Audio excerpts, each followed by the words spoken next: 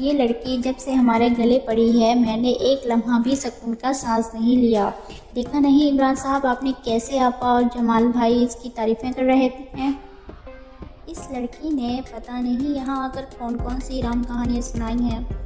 आपा और जमाल भाई के तेवर ही बदले हुए हैं। बिल्कुल सही कह रही हैं। शकीला बेगम ने भी लुकमा देना ज़रूरी समझा। मैं तो कुछ और ही सोच रही थी। मैंने इरादा किया था कि जमाल भाई और आपा से आलिया और फैसल के रिश्ते की बात करूंगी।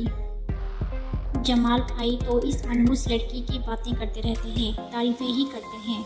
क्या था अपने माँ बाप के साथ ये भी मर जाती, हमारे गले तो ना पड़ती आज।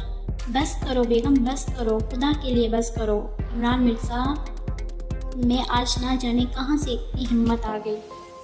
रज़िया बेगम इमरान मिर्ज़ा को हैरत से देखने लगी। देखो रज़िया, माँ ही मेरी भांजी है, मेरा खून है।